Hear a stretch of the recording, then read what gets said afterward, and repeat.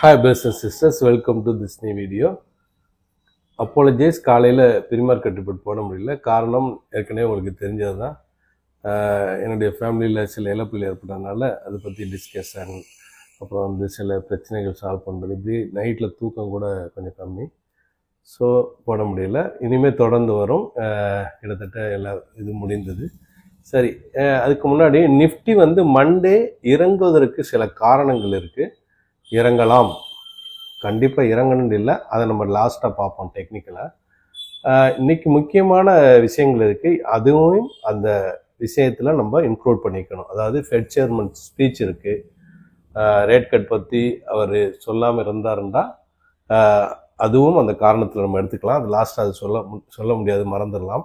அதே மாதிரி ட்ரம்ப்புடைய ஸ்பீச் இருக்குது, அந்த ட்ரம்ப்பு அது பாசிட்டிவாக நெகட்டிவாக அதையும் நம்ம அதை இன்க்ளூட் பண்ணிக்கணும். அப்புறம் வந்து இன்னைக்கு அதிகமாக இறங்கினதுல வந்து 2.25% அதானி என்டர்பிரைசஸ் இறங்கியிருக்கு.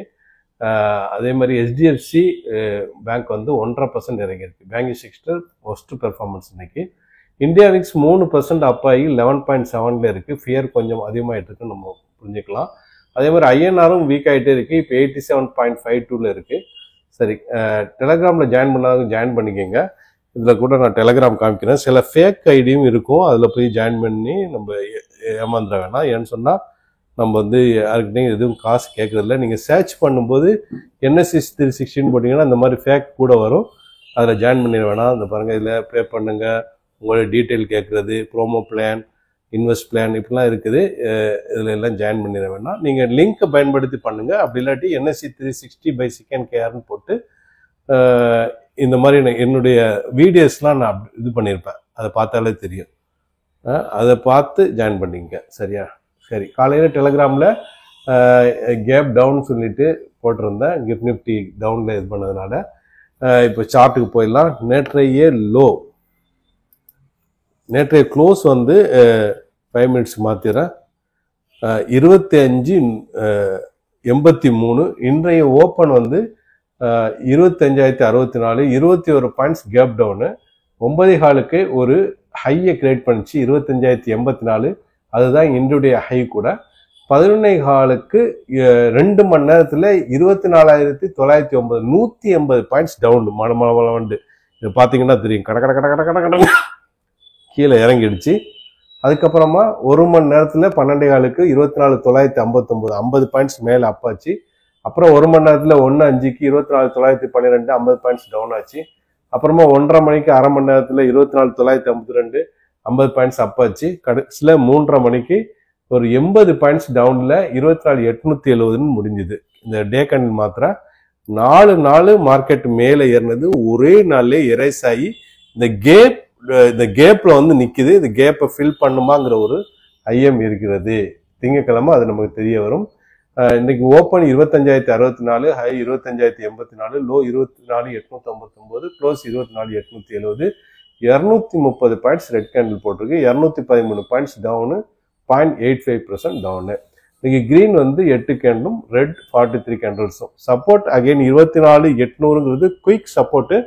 ரெசிஸ்டன்ஸ் 25,000. அதை தாண்டினா 24,500 ஃபர்தரா சப்போர்ட்டா இருக்குது. Top gainer Mahindra 3/4% up, Maruti 0.5% up, Airtel 0.25% up, BEL 0.25% up. Top loser Asian paints 2.5% down, Grasim 2.5% down, Adani enterprises 2.5% town, ultra cement 2.5% down. Bank nifty பொறுத்தவரை அந்த நிஃப்டிக்கு மாத்திரம் பாருங்க. பேங்க் நிஃப்டி இன்னைக்கு ஃபுல் அண்ட் ஃபுல் எல்லாமே பேங்குமே இன்னைக்கு இறங்கிடுச்சு. இன்னைக்கு வந்து 55,745 டு 55,102, 650 பாயிண்ட்ஸ் டவுனு. அதுக்கு சப்போர்ட் இனிமேல் 55,000 quick support, resistance 56,000. Banking sector ஒரு ஒஸ்ட் பெர்ஃபார்மன்ஸில் இருக்குன்னு நம்ம புரிஞ்சுக்கலாம். ஏன்னா அது கொஞ்சம் மேலே ஏறிட்டு ஏற்கனவே கீழே இறங்கிட்டே வந்தது, மறுபடியும் அதே இடத்துல வந்திருக்கு. இப்போ ஸ்ட்ராங்கான ஒரு சப்போர்ட் ஏரியாவில் இருக்குது. பிரேக் அவுட் கொடுத்தால் மிகப்பெரிய வீழ்ச்சியை அடைமோன்னு ஒரு ஐயம் இருக்கிறது, சரியா? இப்போ மற்ற செக்டர் பார்த்தீங்கன்னா இன்ஃப்ரா செக்டர் இன்னைக்கு 3/4% டவுனு. அதுக்கப்புறமா ஆட்டோ செக்டர் 1/4% டவுனு, கமாடிட்டிஸ் வந்து 1% down, energy sector 0.5% down, FMCG 1% down, இப்படி எல்லாமே கிட்டத்தட்ட பெரிய லெவலில் தான் இன்னைக்கு இறங்கியிருக்கு. IT sector 3/4% down. சரியா? அடுத்தது நம்ம இன்னைக்கு கோல்டை பொறுத்தவரை இந்த பாருங்க 33.29ங்கிற இடத்துல சுத்திக்கிட்டே இருக்குது. 3500 தான் லைஃப் டைம் ஹை. இன்னைக்கு வந்து 9215 போர்ட் ரேட்டு, 128 சில்வரு. அப்புறம் சில்வர் வந்து டாலர்ல 37.944 இப்போ இருக்கு. அதோடைய ஸ்விங் ஹை இப்போதைக்கு 39.502. அதே மாதிரி ஒரு 10% பிட்காயின் கீழே இறங்கிருச்சு. அதாவது 1,24,517 தான் லைஃப் டைம் ஹை. அதுல இருந்து இப்போ 1,12,251 நோக்கி கீழே போய்கிட்டே தான் இருக்கு. 10% கீழே இறங்கி இருக்கிறது பிட்காயின். யூஎஸ் ஆயில் 63.6, 10% இன்னைக்கு ஒரே நாள்ல சொல்லல, நான் லைஃப் டைம் ஹைல இருந்து சொல்றேன். அதே மாதிரி யூஎஸ் ஆயில் 63.6ல இதாவது. குளோபல் மார்க்கெட்டை பொறுத்தவரை டோஜன்ஸ் இன்னைக்கு 0.5% அப்பு, S&P 500 0.5% டவுனு. இதை நல்லா பார்த்துட்டே வாங்க.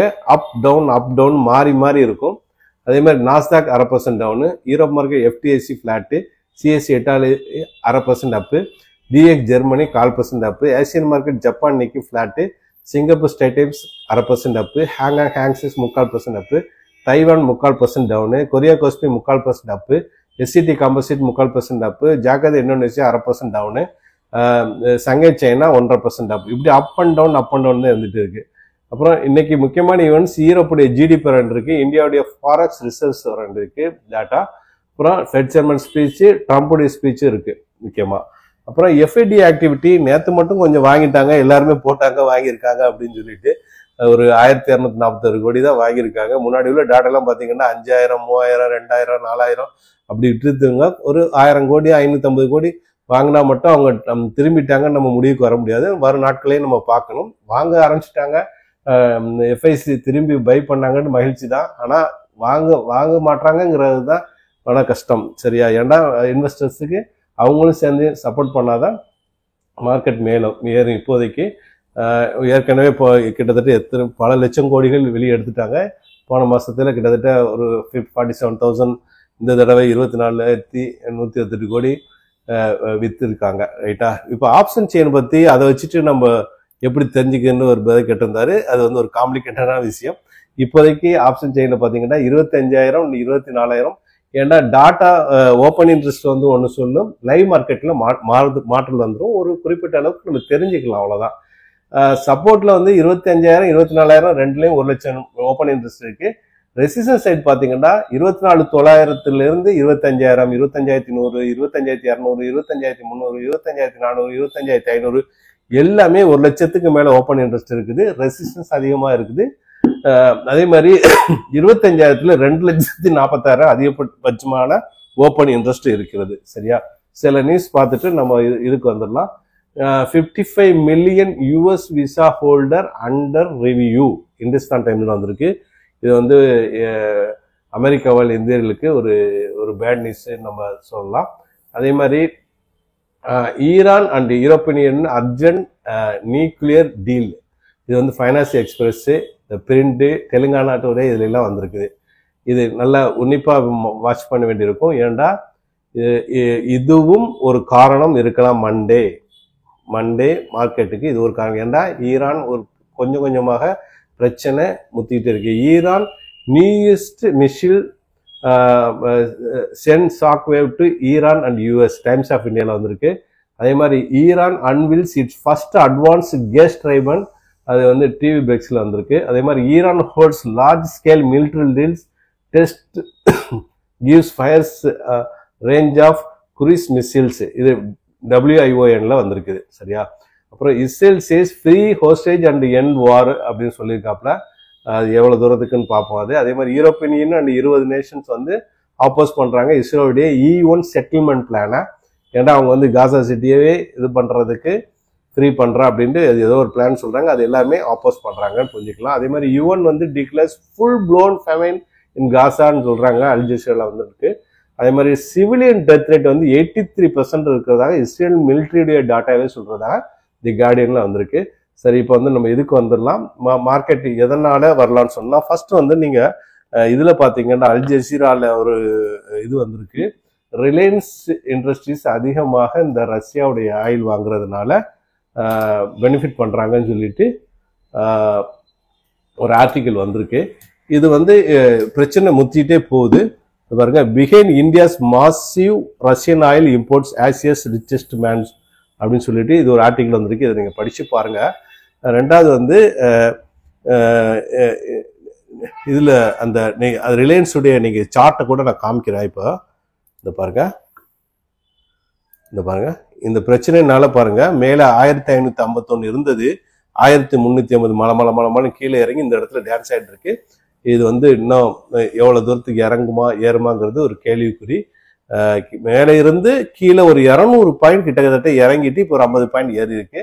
இது ஒரு பாயிண்ட். மண்டே வந்து இந்த பிரச்சனைக்கு இது நம்ம வாட்ச் பண்ணணும். ஏன்டா 27ஆம் தேதி டாரிஃபுடைய டெட்லைன் இருக்கு.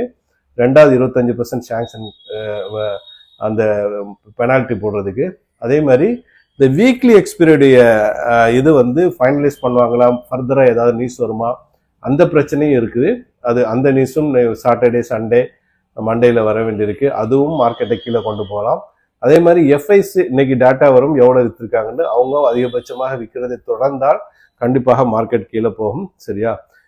அது ஃபர்தராக மார்க்கெட் எப்படி போகுது, நியூஸ்கள் எப்படி மாறுது, ட்ரம்ப்புடைய ஸ்பீச் என்ன, பவருடைய ஸ்பீச் என்ன, எல்லாமே முடிவு பண்ணி தான் மார்க்கெட்டு நிலைமை ஏற்படும். இப்போதைக்கு மண்டே கீழே போகலாங்கிற ஒரு நிலைமை தான் இருக்குது. ஃபர்தராக அந்த வீக்லி அப்டேட்லேயே நம்ம பார்ப்போம். சரி, அந்த வீடியோ பயனுள்ளதாக இருக்கும்னு நம்புகிறேன். மற்றவங்களுக்கு ஷேர் பண்ணுங்கள். புதுசாக பார்க்குறவங்க சப்ஸ்கிரைப் பண்ணி பெல் ஐக்கானை கிளிக் பண்ணிக்கோங்க. தேங்க்ஸ் ஃபார் வாட்சிங்.